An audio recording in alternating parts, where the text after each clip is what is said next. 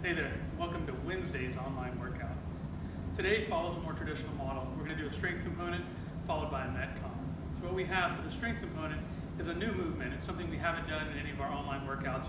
We don't even do this very often in the gym, but it's a great little movement to help isolate our hamstrings and activate the squatting, the same muscles we use in squatting, but to isolate a single leg in those movements. So what we're doing is a 3x6 Bulgarian split squat.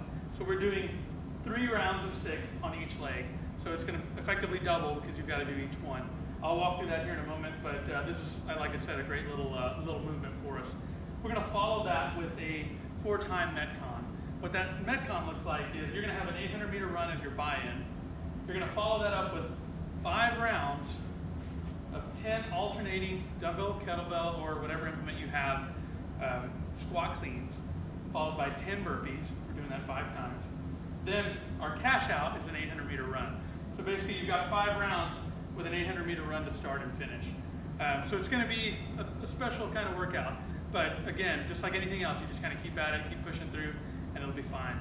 So for the Bulgarian split squat, what we're doing, we're going to need something like a chair, a box. If you've got a weight bench at home, that's another good alternative. You don't want anything too high or too low. So what this looks like is we're going to have our front foot, so this is the stable foot in front of us, and we're going to try and get it so that we're far enough away that our knee is stacked up kind of over the middle of the foot. We don't want to be back here. We don't want to be so far forward when we start that we are bringing our knee past our toe. So we're going to get our back foot on here just in kind of a stable position, our front foot in a place where my knee and my ankle all make a 90-degree angle. So I'm in a nice good position. And then what we're doing is we're thinking about just lowering slowly. This is a controlled movement. And I'm starting to track my knee over my toe, so that means I need to come out a little more. So I'm going to come right here so that everything stays pretty well in line. And I'm going to bring my knee to the ground or as close as I can.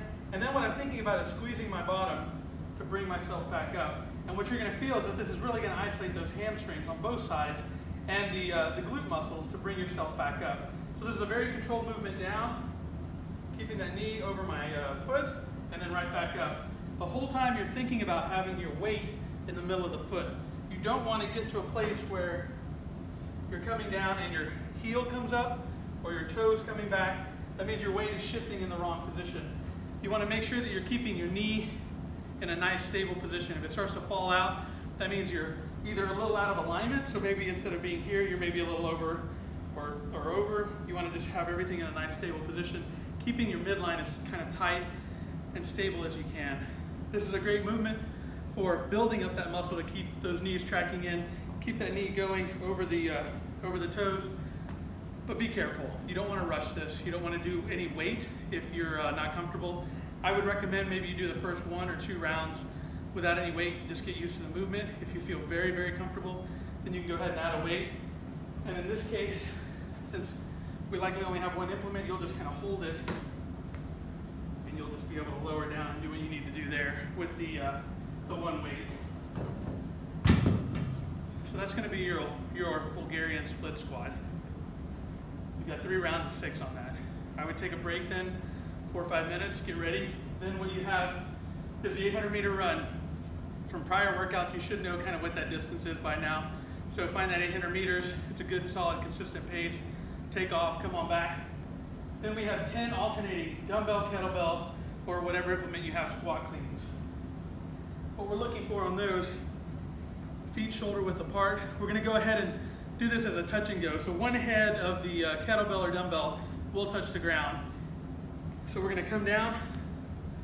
We're just bringing that implement right up and getting into a full squat. So we want to see, in this case, touch the head, bring it up, full squat, and then right back up, and we do it again.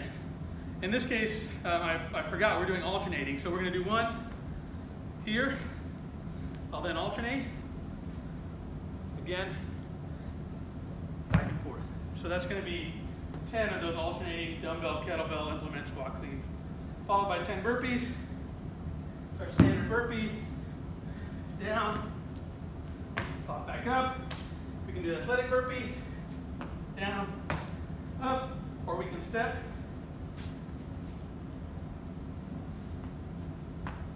Yep. It's going to get hard when you get to around 3, 4, and 5.